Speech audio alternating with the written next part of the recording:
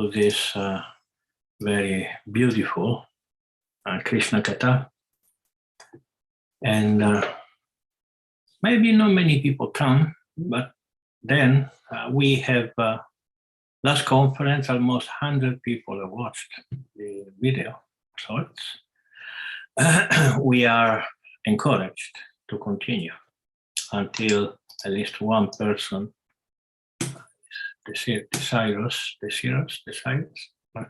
willing to listen. Okay, so today we're going to start with the verse Srimad Bhagavatam 1.3.12. Nama Om Vishnu Padaya Krishna Pristaya Bhutale Srimate Bhaktivedanta Swami Iti Namine Namaste Saraswati Deve Gauravani Pracharine Nirvishesha Shunyavadi Paschatya Deshatarine Jaya Shri Krishna Chaitanya Prabhu Nityananda Shri Advaita Gadada Shriva Sri Gaura Bhakta Vrinda Hare Krishna Krishna Krishna Hare Hare Hare Rama Rama Rama Hare Hare Narayanam Namaskritya Naram Chaiva Narottamam Devim Saraswatim Vyasam Tato Jayamudirayet. Before reciting the Srimad Bhagavatam, which is the very means of conquest, one should offer respectful obeisances unto the personality of God and Narayana, unto Narayana Rishi, the supermost human being, unto Mother Saraswati, the goddess of learning, and unto Srila Vyasadeva, the author. Nashta prayeshva bhadreshu nityam bhagavata sevayam bhagavati uttama shloke bhaktir bhavati naistiki. By regular attendance in classes of the Bhagavatam and by rendering of service to the pure devotee, all that is troublesome to the heart is almost completely destroyed. A loving service unto the personality of God, with praise, with transcendental songs, is established as an irrevocable fact. Om Namo Bhagavate Vasudevaya Tata Saptama Akutyam Ruche Yakyo Bhyachayatam Sayamadhyay Suraganair Apatsvayam Bhuvantaram. I'm going to read only a couple of verses and then I will let maybe Bhakti Cassandra can offer herself to read the verses. The seventh incarnation was Yagya, the son of Prajapati Ruchi, and his wife Akuti. He controlled the period during the change of the Swayambhuva Manu and was assisted by demigods such as his son Yama. So this incarnation is also one of those incarnations. We cannot tell all the story now, but I guarantee you that we are going to tell the stories of each one of them. If during the class you have a particular, since this is an ocean, it's difficult to choose what to say or what not to say, then you tell, then when the question time comes, you please tell me, I want to know about this. And the next week, I'm going to tell you the whole story. Okay? And this is how it should work. This is how I like things to work. Ashtame merudevyantu nabher jatanurokramaha darshayan vatmadhiranam sarvashravanamaskritam. The eighth incarnation was King Rishabha, son of Nabi and his wife Merudevi. In this incarnation, the Lord showed the path of perfection, which is followed by those who have fully controlled their senses and were honored by all orders of life. King Rishabha, we are going to see the the story of this great king who is an incarnation of the Lord in the sixth canto of the Srimad Bhagavatam. And his story is really very, very particular and very, very beautiful. So then we have now a very important incarnation.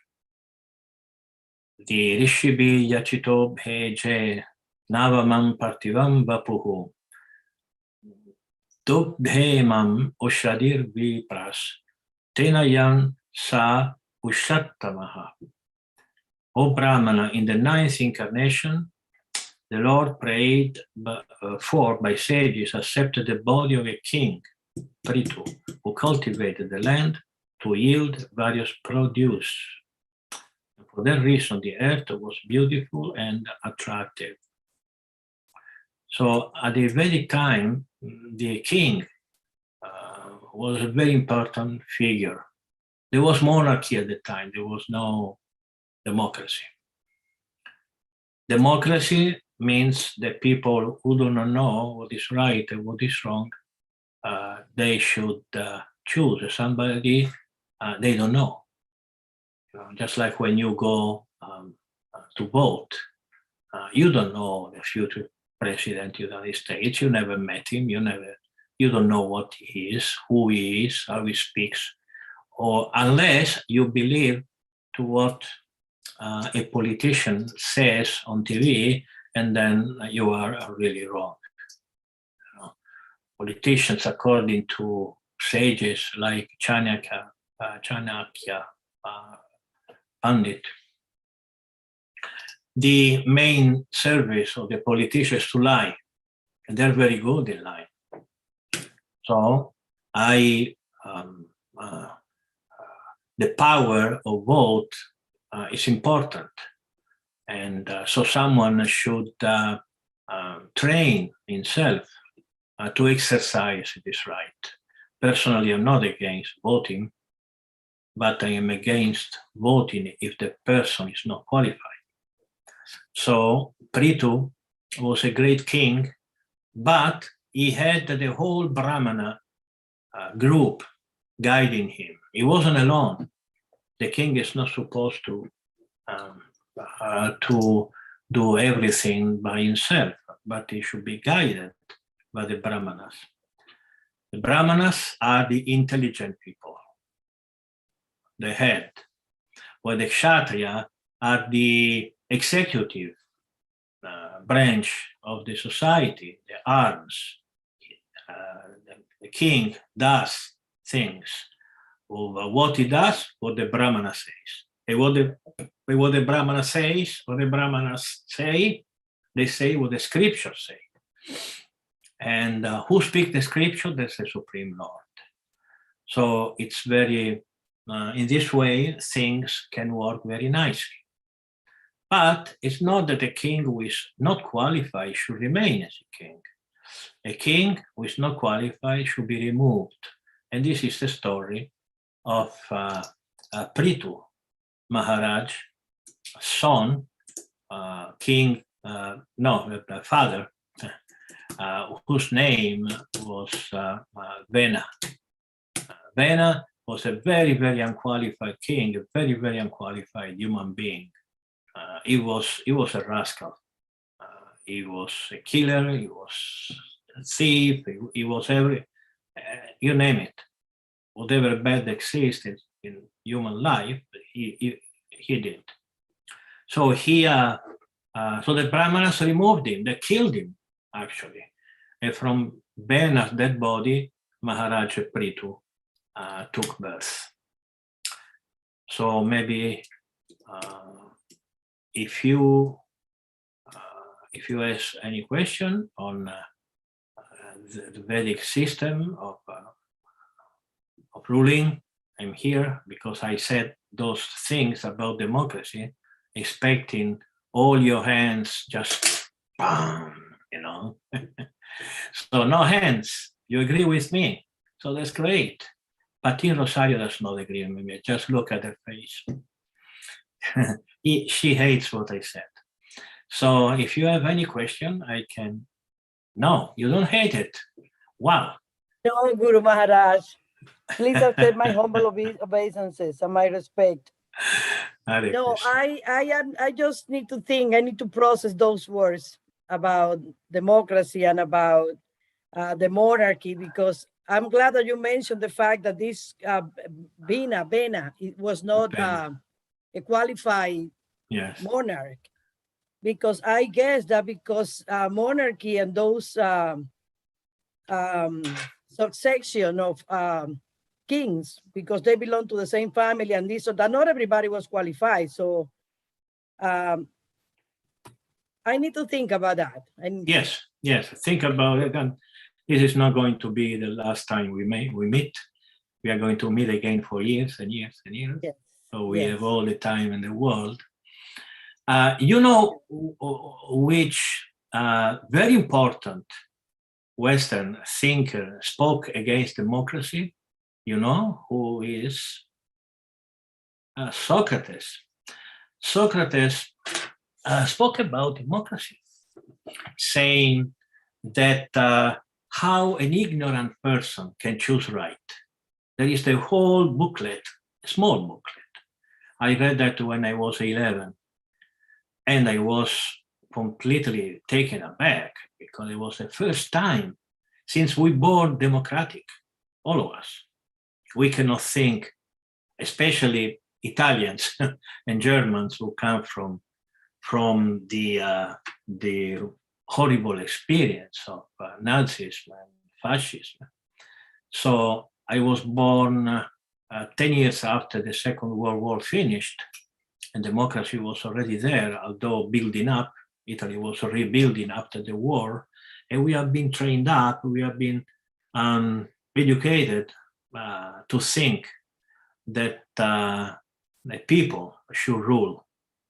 And even this is there is an interesting concept, but what does it mean? What does it mean? You elect somebody you don't know, and then he does what he wants. Is this the democracy? I don't think this is democracy, because if the people knew who the monarch or the president, here in the States, you have one of the closest concept to monarchy in the world, you know, because you elect somebody and then basically he is, maybe it is not exactly like that, but the president has a lot of power. So, so what is missing is the Brahminical class. That is missing, because if you have a Brahminical class, then any system could work. Even democracy, they come together, you know, and they say, okay, we like these people, this person, but then he's under the Brahminical guidance. That's you know, but he starts saying, no, the people elected me, and they refuse the authority of the Brahmanas, who is the authority of the scripture, or the authority of God, or the Supreme Personality. Then it cannot work. Then it can't work. So the system that we find in the Mahabharata and in the Ramayana and then in any scripture never has been never a history of democracy was spoken, but the ruling is always on the base of scriptures, on the law of God, of Krishna, of the Supreme Personality. So so during the Vedic time, the Kshatriya, they were trained to be Kshatriya, just like we are trained in materialism. We are trained in foolish music, foolish principles, to be beautiful, to be strong. You had to be successful. You are a loser. You grew up with these ideas, you know. But in the Vedic time, you grow up with the idea that you had to be qualified in base of scriptures, on the Vedas. This is for the first day that you take birth. So when you are grown up and you are a Kshatriya, you can be a good king, a good manager. Or if you are a Brahmana, you are trained to be a good Brahmana. And Brahmana is someone who is trained to be clean, to be intelligent, to be merciful, to be kind on the first day of his birth. And if the spiritual master sees that this person is not qualified to be a Brahmana, you are not going to be a Brahmana. You are not going to work as a Brahmana. A Brahmana could work as a Brahmana only if he's spiritual master, because all kids, just like we go to school, at the Vedic time, people would go to the Gurukula. Gurukula means the school of the spiritual master. And the spiritual master will tell you, no, you're not a Kshatriya, you are a Vaishya, you should go make a lot of money and give charity to everybody. You are not very intelligent, you don't understand, you'll be a Shudra and just help people. You're going to be happy because if you do something you're not qualified, you're going to suffer. Just try to imagine somebody who wants to be a Brahmana and is not qualified, and people start telling him, asking him questions he doesn't know to answer. So imagine the anxiety of being in a position which is completely not natural, or being the temple president and you don't know how to solve problems. You don't know because you're not qualified. It's not your nature. So I think, and the Bhagavatam spends a lot of time around the Kshatriya Dharma. It's very much a Kshatriya Dharma, but also Brahmana. But we learn how to be Brahmana, Kshatriya, Vaishya, Shudra in all the scriptures. Okay, now we go to the verse 3:15. Can you please read it? I think Cassandra. I just apologize. My Sanskrit is not that well. So Sorry? My Sanskrit isn't that. My pronunciation of Sanskrit isn't that well, but I will do my best. Okay. When there was a complete inundation after the period of the Chakshusha, Manu, and the whole world was deep within water, the Lord accepted the form of a fish and protected Vaivashvata Manu, keeping him up on a boat. You have an excellent Sanskrit diction. Excellent. Yes, it's Chakshusha. It's Vaivashvata Manu. You said that very correctly. So this is another very beautiful story. I think I can pledge to tell this story next week, because the story of Matsya-avatar, Matsya means fish, Avatara means incarnation. The Lord at the time took the form of a fish, and what did he do? He protected the Vaivashvata Manu, and not only the Vaivashvata Manu, actually there are several Matsya-avatar.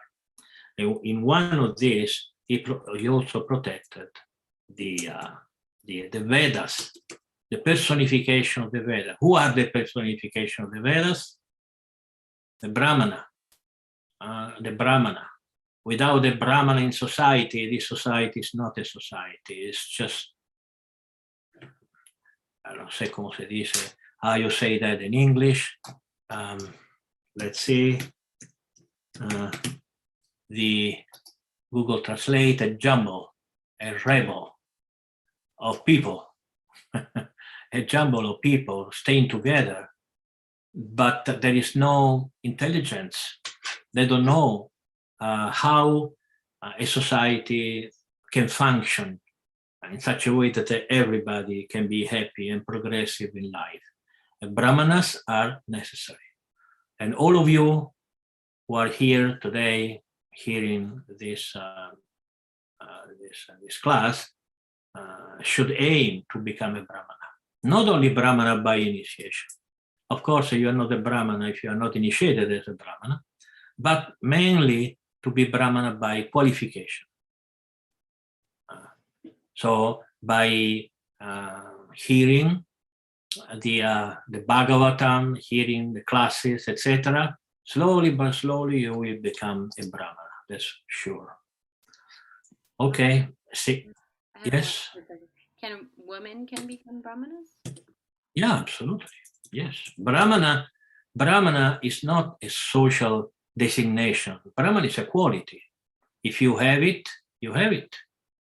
Just like, can a person be black? If you are black, you are black. Yes. Huh? So, of course, during the, during the centuries, during the millenniums, the quality of people, means men and women, these qualities, developed in different ways. You see, like in other ages, I'm talking about thousands and thousands of years ago, the difference between the intelligence of the average man, and talking about average man, the average woman was very different. Men was very much more intelligent than women, but that doesn't mean that all women were less intelligent and all men were, even at that time, more intelligent, because even the Mahabharata, we read about Draupadi, about Kunti, about so many women that were so much qualified as much as men. I'm talking about average. So, but in Kali Yuga, there is the difference is, in my personal experience, there is no difference. In Kali Yuga, men, by attachment to women, they became very much feminine in the way they think, in the way they feel, in the way, and by attachment to men, women have become very much strong. We have a lot of qualified women in our movement who are very much Brahmanas, and we got a lot of very unqualified so-called Brahmanas in our movement. So all of you, men or women, Vaishnava or Vaishnavi, should aim to become Brahmanas by quality. And just your questions. You see, women are making questions. The only man here is not making question. He will, of course. But so where questions come from? From intelligence. Because when the intelligence is excited by listening to something, then immediately began working. And this is a sign of intelligence. Actually, I can tell you, the more one devotee makes question, the more intelligence I see behind these questions. Because one person doesn't do questions for two reasons. One, he knows everything, and second, he didn't understand anything. There is no a third way. There is no a third way because it's impossible not to have questions. It's not just an open. I have questions. I've been studying this philosophy for what, we are close into 50 years now that I knew Srila Prabhupada in 54. So we are 2 years away from 50 years of my being a devotee. I still have questions. I read something and I said, oh my God, why I don't have Srila Prabhupada with me? You see. So to conclude, yes, men or women, they are Brahmanas if they are Brahmanas. Thank you, Maharaj. Okay, so one other question came to me was, you said asking questions is the meaning the intelligence is working, but can that also be speculation? Because the speculation process is also the intelligence, or I don't know if it's the intelligence, but it's the tendency to ask, and the mind goes and can go in all different directions. Well, when you speculate, if you speculate, it's because you have intelligence. Otherwise, what can you speculate? You know? So, of course, like the body, you can use it in the right way, or the wrong way, just like a knife. You can use it to cut vegetable, you can cut your finger. So, but you have a knife, because if you did not have a knife, then you couldn't cut anything. You cannot use it for good or for bad. So the sign that you speculate is because you have intelligence. So now, since you have become a Vaishnavi since quite some time now you are not starting, because you started long ago, but you are now in the process of using it in the right way. And don't never listen to somebody who says, "Oh, this is a speculation." You know, don't do these questions to speculate. There are some devotees who preach this way. If they do, they don't deserve much respect, because there is no bad questions. There are no bad questions. There may be bad answers, but never bad questions. So yes, there are wrong way to use your intelligence, and you have to learn how to use it in the right way. At the same time, I want to say that if you ask me, it is better to speculate or not, just try not to think. I would say I would prefer speculation, because speculation is passion, is rajoguna. While try not to think is a tamoguna, is ignorance. You try to not use your intelligence.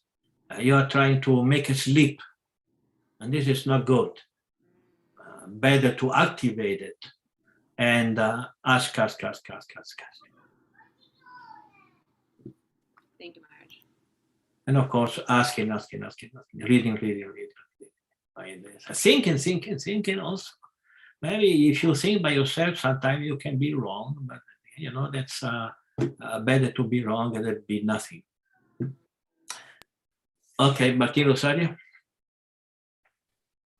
Thank you, Guru Maharaj. Is there any knowledge about a Sudra in the Vedic history that was qualified as a Brahmana, or that got the opportunity to get trained as a Brahmana? Or because Sudras were Sudras, they never got the chance to be trained to be clean or develop the other qualities of Brahmanas? Yeah, very good questions.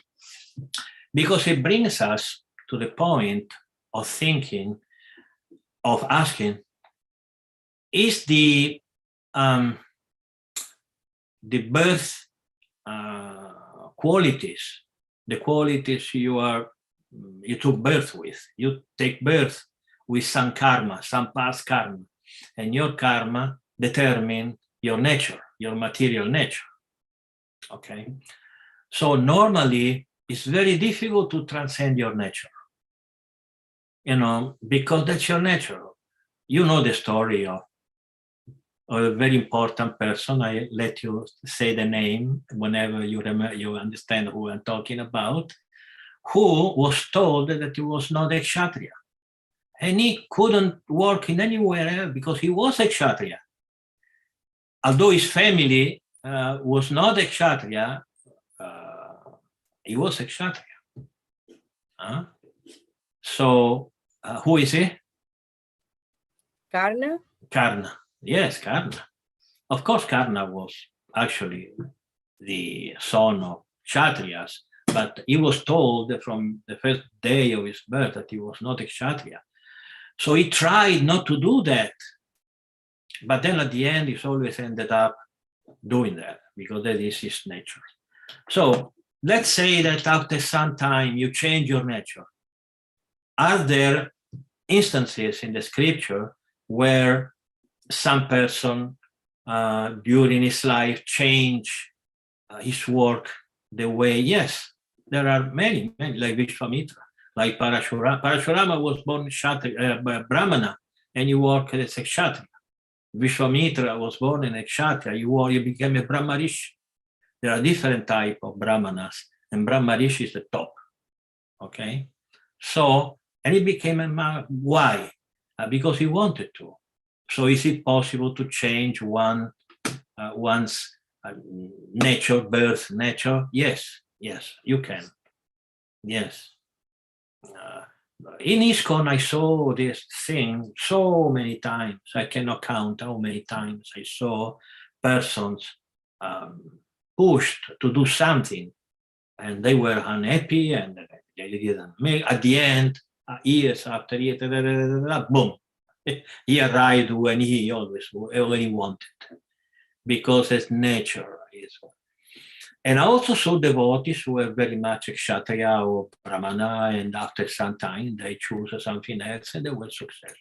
But it's not easy. It's very difficult to change your own nature.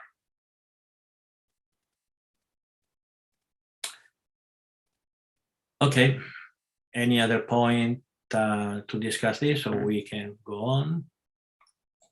Okay.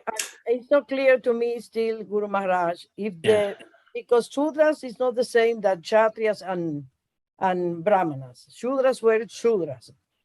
So no, why? Why? Well, it's not being a Shudra, it's not the easy thing. Well, but those are the ones who were deemed to be doing the hard work, the dirty work. Well, not the hard work. The Shudras, they were workers, but not like dirty work. There were other classes doing that, you know. I think that it was the same case as the women, that at the time they were prevented or deprived of opportunities to not prevented, never. If one obviously manifested equality like Karna, you know, Karna manifested this nature of Kshatriya, although he said to Parashurama, I am a Brahmana, and he behaved like a Brahmana for many, many years. At the end, his nature came out. It was just, he couldn't keep it. You remember the story of the insect, etc. I'm not going to say all the story, but his nature would come out. If a Shudra would become qualified to be Vaishya, Shudra, no, Vaishya, Kshatriya, Brahmana, whatever, nobody would prevent him. Okay. He would be prevented if he had no qualities and he wanted to act as a Brahmana. Yes, he will be prevented. Why? Because he will make a mess. Just like the politicians today, they are not qualified to be Kshatriyas, and they make mess because they're not qualified. They don't know. They don't know how to be leaders. They became politicians because they wanted money and power. That's all. That's all. You know, just like Shudras. So Shudras, they want money and power, and they have money and power. The Shudra, they were richer than Vaishyas and Kshatriyas, you know. So you had to be qualified to be whatever you want to be, because if you don't, then you're going to make a mess. And in Vedic society, this was not allowed. It was not allowed. Just like there are so many people translating the Vedas, the Bhagavad Gita, especially the Bhagavad Gita, but not only the Bhagavad Gita. Another book who has been translated and explained many, many times, maybe even more than the Bhagavad Gita, is the Yoga Sutra. You know, I read some version of the Yoga Sutra. It's horrible what these people are able to say. Things have nothing to do with the teachings of Patanjali. So, what should we do? Would it be better to have a bad Bhagavad Gita, or it's better not to have a Bhagavad Gita? It's better not to have a Bhagavad Gita, you know, because when you because you bewilder people. There are so many people, come to our classes, and especially in the past, now less, But the Bhagavad Gita say that. Where? Bhagavad Gita never said that. No, look, it's here. Well, Bhagavad Gita, no, it's the Bhagavad Gita. So, this version of the Bhagavad Gita or the other version of the Bhagavad Gita. Who told you that? Well, it is written here. Krishna never said that. So it's easier to teach, or it's easier to write in a clean copybook than write into a wrongly written copybook. Because you had to cancel, you had to think, to convince people that the Vedas, just like in Italian, we are doing the Tattva Sandarbha classes. Jiva Goswami was saying that nobody who is qualified should talk about the Vedas. It's better not to talk about the Vedas, talk about the Vedas in the wrong way. And he actually sent a curse. It's a very beautiful verse in the Tattva Sandarbha. It curses people if they try to explain something they're not qualified. Okay, so are you a Shudra? To conclude, are you a Shudra? Yes. Is it difficult to become someone else? Yes, it's difficult. Can you become somebody else? Yes, you can. Would anyone prevent you physically, like the king? Will the king come to you and say, no, you are qualified as a Brahmana, but you cannot be a Brahmana? No, we have so many instances. Just like Vishwamitra. When Vishwamitra was a king, between a king and a Brahmana, there is a gulf of difference. With years that you continue studying the scriptures, studying the Mahabharata, the Ramayana, and studying the Bhagavad Gita, you will see the difference between Brahmana and Kshatriya. It's like one side of the planet with the other side of the planet. It's like a North Pole and the Caribbean, That's the difference. It's a huge difference. Nothing is even similar. So Brahmanas and Kshatriya are two different worlds. So when Vishwamitra tried to become a Brahmana because he understood that Brahmanas, they were more powerful than Kshatriya, he was rejected at the beginning. So how did he become a Brahmana? By austerities, by studies, and he became and when he became qualified as a Brahmana, then he was accepted as a Brahmana. Again, the Vedic society is not a classist society. Yes, there are classes, but it's not classist. There are two ways of being classist. One is to say there are classes. Yes, I'm not like you are different than me, so there are two classes. It's just natural. And saying that the people is different, that there are Brahmanas who are different from Kshatriya, it's not classism, it's just a reality. But then to say that someone who is qualified as a Brahmana shouldn't be a Brahmana, that's classism. That's like being racist. That's racism. That someone is superior or inferior because of the color of the skin. It's the same thing. You cannot classify a person by the color of his skin, but you have to classify the person by who he is. He's not a body, so it's not black. It's a spirit soul. Spirit soul is not black or green or whatever. So saying that a person is black and the other one is white, it's not racism, it's just a fact. But if I say he's more qualified because he's white, that's racism. That's stupid and should be condemned. Then, if I say, I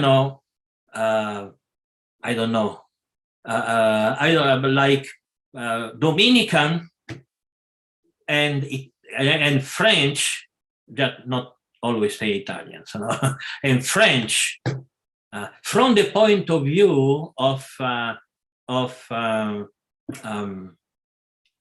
punctuality are different.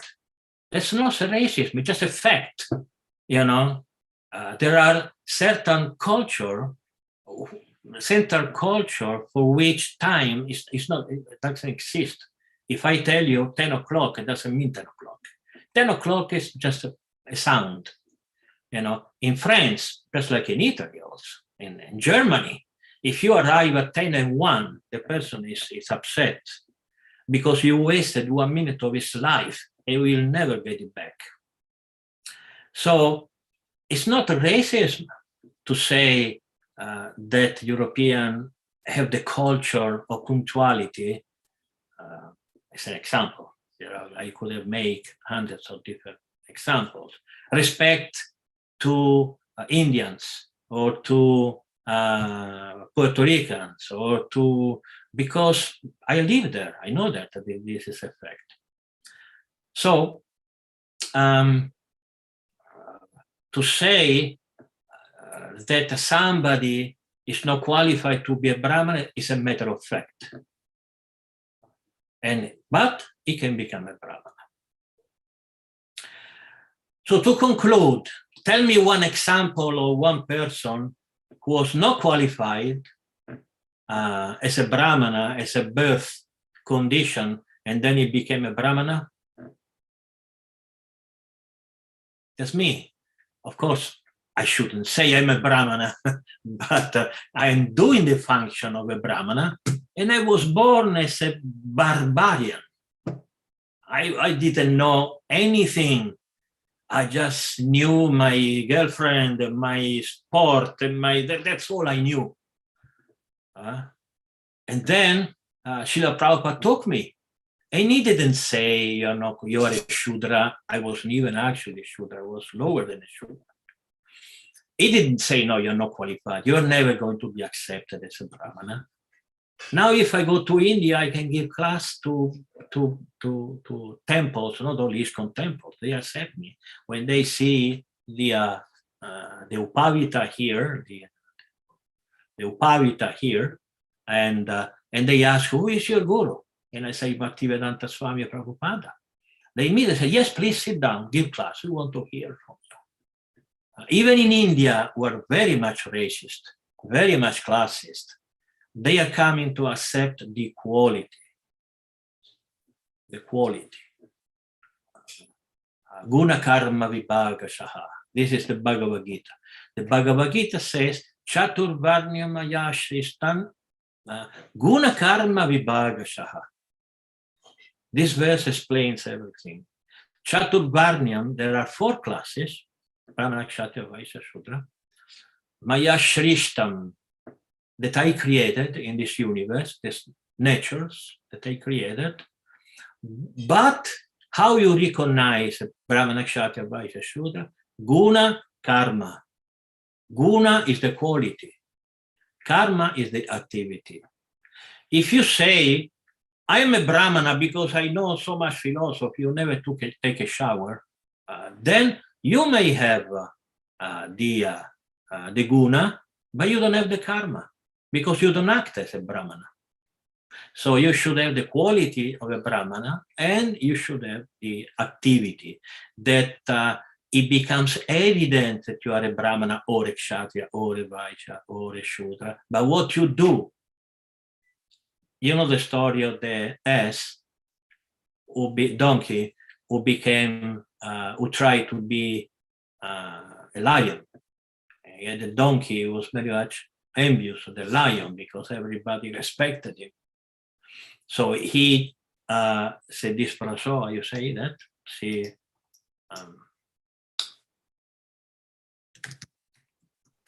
disguised himself. He disguised, yes, he disguised himself as a lion. So everybody was seeing, oh, he's the lion, he's the king of the forest, okay? And but he didn't say anything. He kept mum, because if he would speak, then he couldn't say. He couldn't emit the roar of the lion because he's a donkey. He would have said like that, so he would be discovered. So one day he just couldn't make it anymore, and he started to do, and everybody started to punch him and just ice it and everything.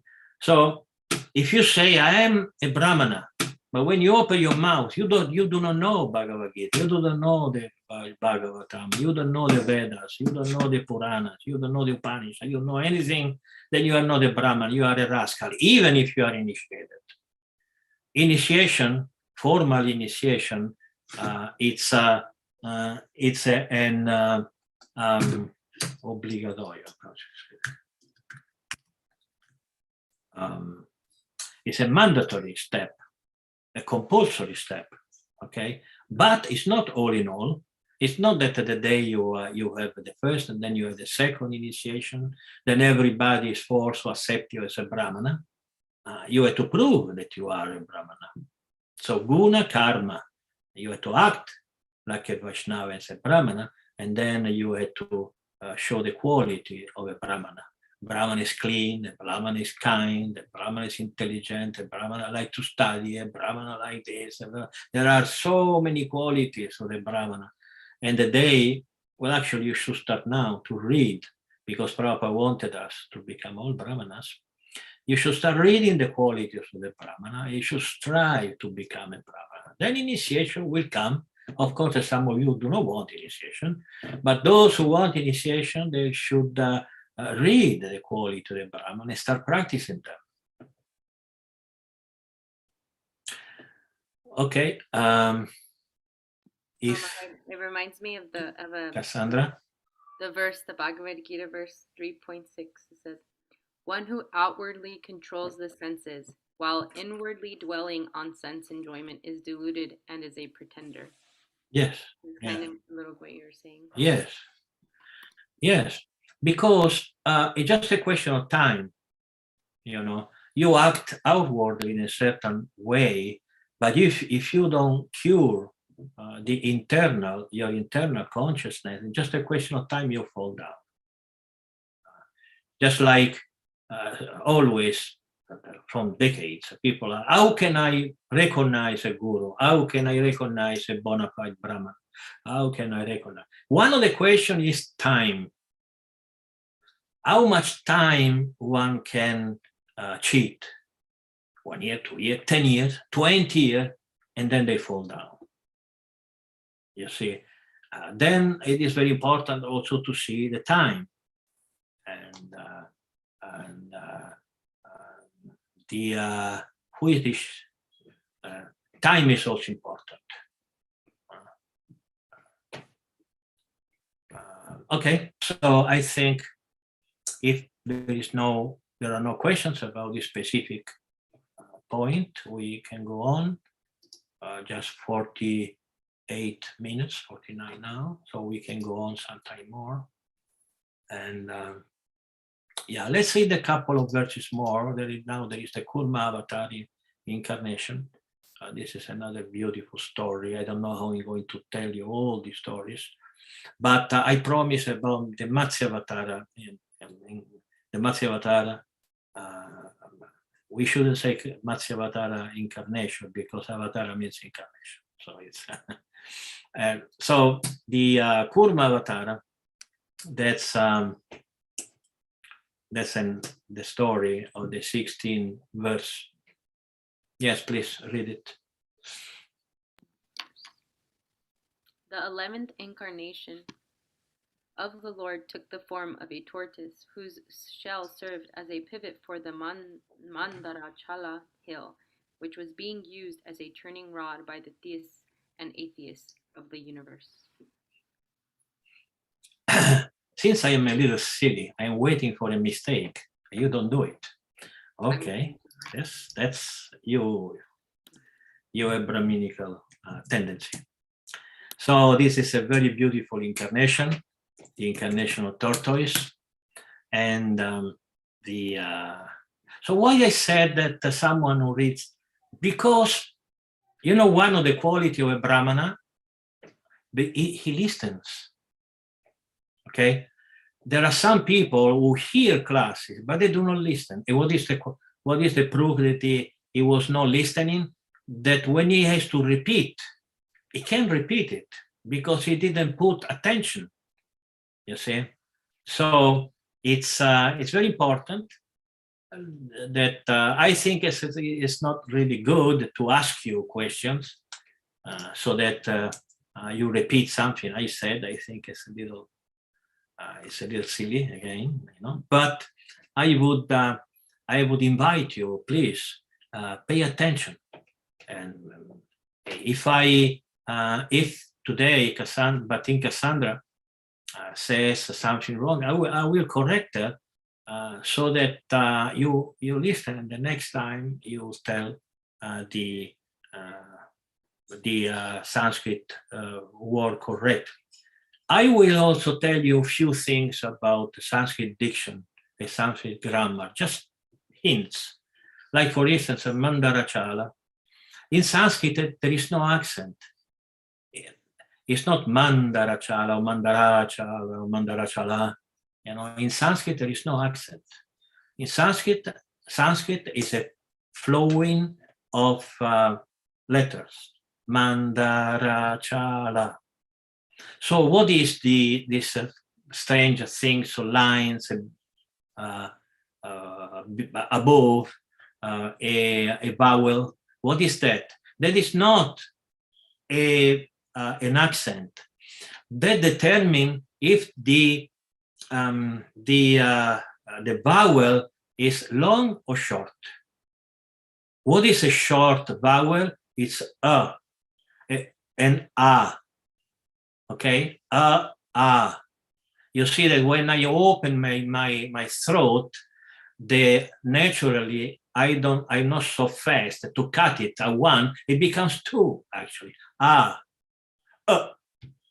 Okay, that is the difference. Mandarachala. That is the correct diction of Sanskrit.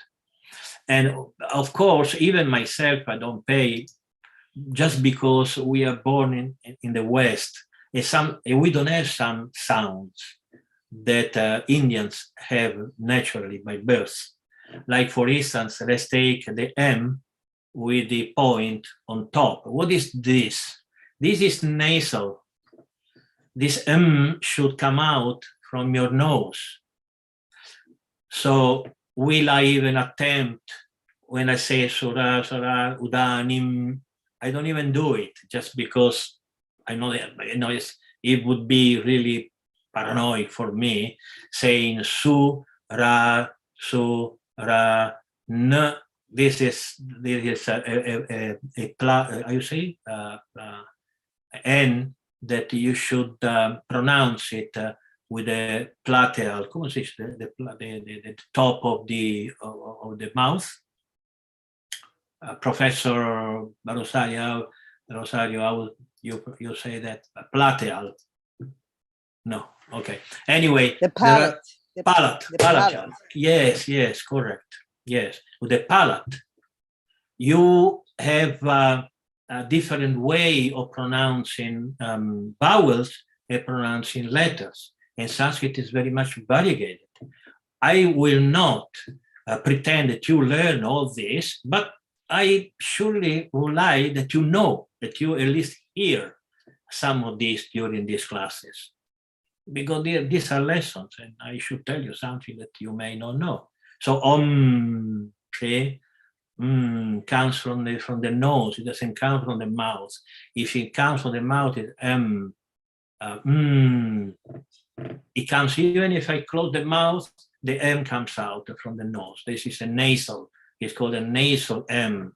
It's actually not an M, it's another sound, but in Devanagari, since the Sanskrit is written in Devanagari, not in Roman letters, to convey the nasal, they said, okay, let's put the Roman M with a point on top, so they know that they see.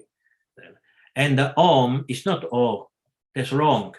Om is not Om. It's A-U-M. There are three letters. There is A, there is a U, and there is a M. When the A is short, like in this case, and after is followed by U, the two sounds merge together, and they create a new sound that is not O, is O, and it becomes very much O. So those who are not Indians, they cut it short, they say Om, but it's not Om. If you are a Vedic Brahmana, you say Om, Krishna does not listen to you because that is not the sound that he gave it to us. It's another sound. Okay, that's very short, the Sanskrit lesson. All right, so a tortoise incarnation, I guarantee you, I'm going to tell you all the story because Kurma Avatara will be told during the Bhagavatam. And this was the 11th incarnation. Surasura, Sanam, Udanim, Matnatam, Mandarachalam, Dadhe, DH. This is an explosive D, Dadhe. Even I don't say Dadhe. I say Dadre just to be fast. But when the H is after a consonant, consonant is that in English? Consonant. Yes. Yes, a consonant, then you should explode it. That he, da, oh, like this. Kamata, rupena, prishta, ekadashe vibhuhu. When at the end of a phrase, only at the end of the phrase, there is the H with a point beneath, then the last vowel should be doubled, viduhu. Not just vibhu, but vibhuhu. Okay. Okay, let's go on to verse 17. Oh no, but in Rosalind, yes. Hare Krishna, Guru Maharaj, please accept my humble obeisances and all the glorious for Srila Prabhupada. In this verse, I find the imagery of the tortoise to be very interesting because it talks about the shell being used as a churning rod by both the theists and the atheists. And I wonder what does he mean by churning rod and why both for theists and atheists? And what does this have to do with the commentary about them becoming deathless by drinking the water of the sea? Well, I wanted to tell the host. I will tell the complete story. Now we will tell a resume, just a couple of minutes, a story of 1 or 2 hours. Just so one day the demons and the devas they had the desire to have the nectar of immortality, which is called Amrita. Amrita, Mri. From Sanskrit means death. Amrita means not perishable. You don't die. Amrita means immortality. So the Amrita is something you drink. It's like a juice that you drink, and you become immortal. Not literally immortal, but you live. Anyway, let's cut it on that. So they said they both the devas and the demons, they went to Vishnu and said that we want Amrita. And the Vishnu said, but the Amrita can be obtained only if you churn the milk ocean. In this universe, there is a planet where Kshirodakashai Vishnu lives. Kshira means milk in Sanskrit. You have to churn it. And then after some time, the Amrita will come. Okay. So they said, how is it possible to churn an ocean? That is not possible. And they said, well, there is a mountain. That is the road. The road is not the shell. The shell is the place where the mountain was a support to the mountain. Okay, the mountain, Mandara mountain. Achala means hill or mountain. So the Mandara mountain was a churning road. So you have the road, and you needed some place to put the mountain on. And Vishnu said nobody is strong enough to do that. Not only he has to keep it on his body, but also he has to tolerate the continuous movement of the. And Vishnu took the form of a kurma, the tortoise. So they took the mountain, the Mandara mountain, they put it on back, and everything was ready. But actually something was missing. Was missing the rope, you know. And then Vasuki said, okay, I am strong and long enough to be the rope. Then he became the rope. So one side of Vasuki snake, there were the demons, and on the other side there were the devas, and they started to churn and churn and churn. So many things came up, so many things. There are the stories, hours to tell it all. But amongst that, the Amrita came up, you know, then the Jews, and they could take the Amrita. Of course, after the Amrita was achieved by the work, conjoint work of the devas and demons, there were so many other instances, like the Mohini Morty thing, and the new planet being created in that occasion, so many other stories. But the theists and the atheists, they were the demons, the asuras, and the devas. That's why they were translated like that, because the original word is, if you go see in the Sanskrit verse, is a sura asura. Sura suranam udadhim. The sura, which are the devas, and the asura, which were the demons. Is that, could you understand the story by this short resume, you know, very short? Okay. Thank you. Yes, the rest is a pivot, you know, here it's called a pivot. So you needed the base, you needed the road, which is the mountain, and then you needed the rope to move it continuously, and then there was the Vasuki serpent. All right, let's read a couple of verses, and then we go to questions until you get tired, and we close. 17. Dhanvantari. In the 12th incarnation, the Lord appeared as Dhanvantari, and in the 13th he lured the atheists by the charming beauty of a woman and gave nectar to the demigods to drink.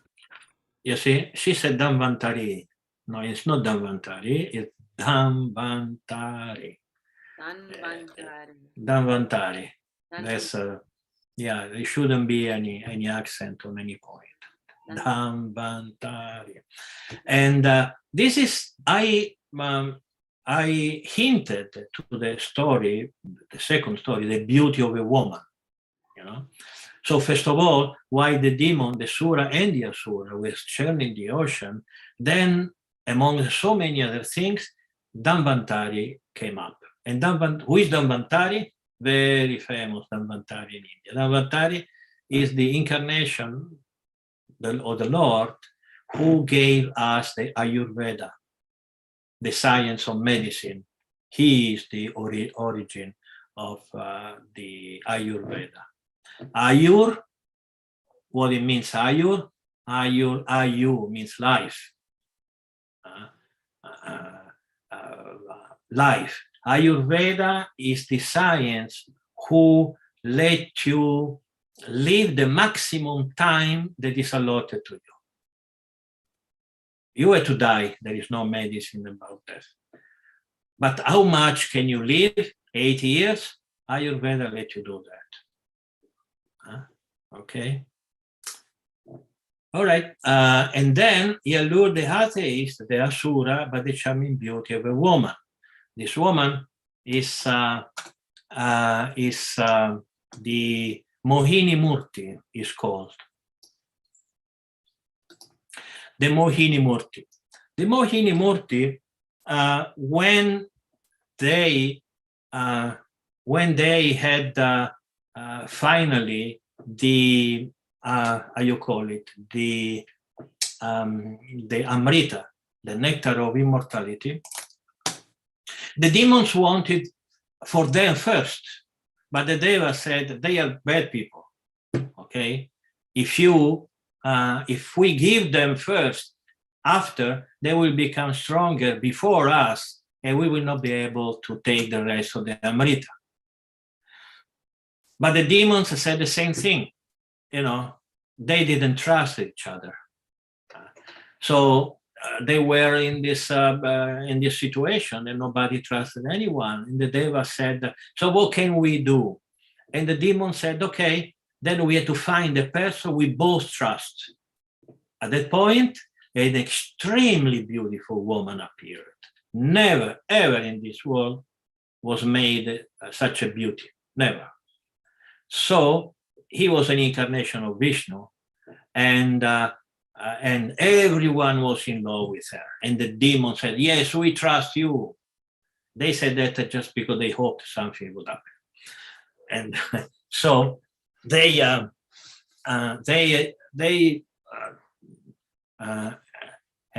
trusted her, and she decided the first the devas, and then the demons. At that point, two demons understood the trick that this beautiful woman was actually Vishnu incarnated, and they again, that word that I always forget. They disfrazado. How you say that? Disguise. They disguised as devas, and one of those, there were two who did this. One is the Ketu planet, and the other one is the Rahu planet. There's a long story about Rahu and Ketu, and it's more an astronomy and astrology lesson, which I'm not going to give now. But they only the head became a planet, and I'll tell you why another time. So the 12th incarnation is both Dhanvantari and Mohini Morty. You see, Mohinia Mohayam, Striya, an extremely beautiful woman, which was the incarnation of Vishnu. Okay, we are going to read the last verse, the 18, and then we go up to question and up to the end. In the 14th incarnation, the Lord appeared as Nrsimha and bifurcated the strong body of the atheist Hiranyakashipu with his nails, just as a carpenter pierces cane. Yes, Nrsimha Hiranyakashipu, correct.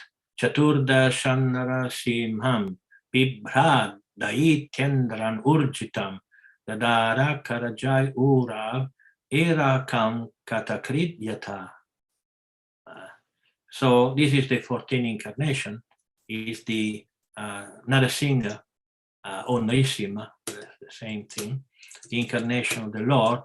And I think that all of you, at least briefly, you have heard the story, isn't that? Who never heard the story of Narasingha Hiranyakashipu? Tell me, have you heard the story, yes or no? Yes, I've heard that. Yes, everybody. Yes. Okay, it's a very, very famous story. Everybody knows the story. So this is the 14th incarnation, and occasionally he appears the 14th day of the month. Chaturdashi, he appears in Chaturdashi. This is the Narasingha Avatara. So, of course, and we are going to, there is the whole chapter of the Bhagavatam dealing with Narasingha, Hiranyakashipu, Prahlad, and everything. We'll have ample time to tell all details of the story. Okay, now I have a couple of questions, not by you, by somebody else. I'm going to take just a few minutes answering these questions. One question is about if the devotees do miracles. Of course they do. There is one amongst many. I told the story, which is in a book that I published, and you should read. And this book is Shamananda, The Joy of Radharani. And this book is just enjoyable. I enjoyed writing it as much as I still enjoy reading it. One day, to test Sri Shamananda Prabhu and Rasikananda Prabhu, King Navina Kishora Dhal sent some stones of the shape and color of potatoes together with other foodstuffs. As soon as he saw the stones, Rasikananda understood the real intention of the king. He used the stones in different vegetable preparations and then offered it all to Krishna's deity, and everything tasted great. Because he cooked Ghanta, the stones, Shila, like potatoes, that place became known as Ghanta Shila, and Ghanta Shila Lila, also the pastime is being called. Nowadays, situated near Tatanagara, Jharkhand, that's more or less in the central India, north central India, and testify to the transcendental pastimes of Rasikananda Prabhu. So, to transform stones into potatoes, that's a miracle. How many miracles the devotees do? Many. I can tell you story after story after story. Then another devotee asked me how to remove fear briefly. The scripture say that there are 4 ways to remove fear: studying, taciturnity, worship with fire, and sacrifices. These are the 4 means through fear is removed. There are other ways, of course, but the scripture say that. Another question is about how many hellish planets exist. Different sages say different numbers. Bhagavatam say 28. So there are 28 different hellish planets. And let's see if I can tell you where it is said that. I didn't write it where, but there are 28 hellish planets. Okay? If you want to the name, I'll tell you, but maybe not. Last question is the Buddhism, how it came to be according to the Vishnu Purana. I don't remember if I told the story briefly, very briefly, in the English class or Spanish class or Italian class. I don't know. Anyone remembers if I spoke here last week about Buddhism?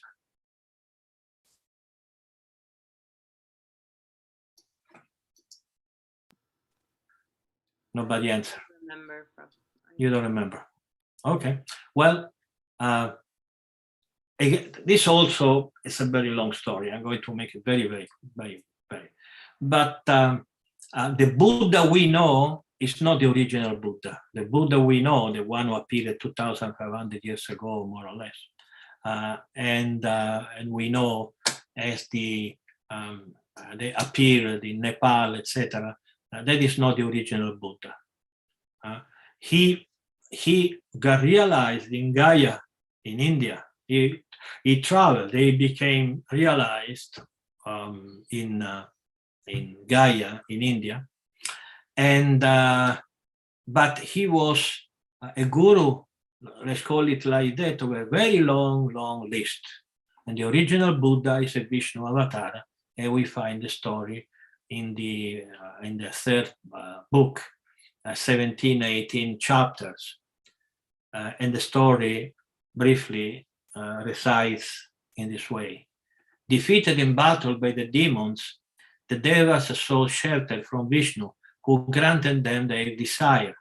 The Lord emitted from his body an illusory form, which he gave to the Devas, saying, "The deceptive vision shall wholly beguile the demons, so that, being led astray from the path of the Vedas, they may lose their strength.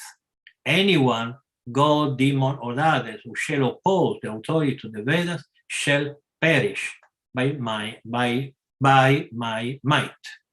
Go then, and don't fear, let the delusive vision precede you. It shall this day be of great service unto you, O gods." This illusory form came to earth and preached the deviant renunciants, they would be called Arhata, forming the base of the Jain religion. Then the illusory form of Vishnu, dressed in red, and told those who deserted the Veda to stop killing animals. While teaching them a false philosophy, he repeatedly said, Buddhyatvam, which means no. You should learn, you should know that this is the truth. And they replied, Buddhyate, it is known, we understood. In this way, they came to be known as Buddha or Buddhist. So this illusory form was the original Buddha, who appeared at the beginning of Kali Yuga. So the Buddha born in Nepal and the Buddha who appeared, the Vishnu avatar, who appeared in Gaya actually, in India, they are two different persons. I always had the intention of writing a long article on Buddhism, and I never had the opportunity. One day maybe I will. And I think that's it. Yeah, this is the 4 questions they sent to me. If there is any questions, we continue. Otherwise, we stop here.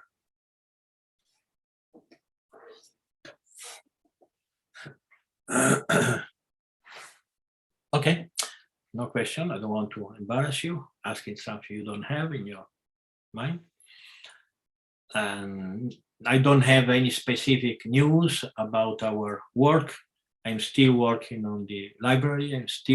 We had so many technical difficulties. It's been very, very complicated. But right now we have more than 6,600 items in articles in the library, and it will take time to put and put, and it will take 2 weeks more before you will be able to subscribe, and then you will have entrance, because many articles now, if you do a research, you will not be able to access. I will tell you how many articles has been. More than 300 articles. They are already invisible. They are visible so only to those who will subscribe. The subscription, there is a little donation, and of course those who already give donations, very almost monthly. Two of you at least, they send me donations since a long time. Every month they will have a password, a code.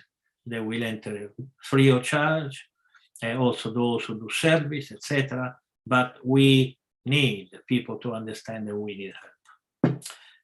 Okay, then to wrap it up, I think that's it. Is there anything else? Okay. Thank you very much. All glory to Srila Prabhupada. Haribo. And yeah, Saturday we had the class in Spanish. We didn't have the last, but this Saturday, first, we are going to have the class in Spanish. Haribo, Haribo. Hare Krishna. Thank you very much, Guru Maharaj.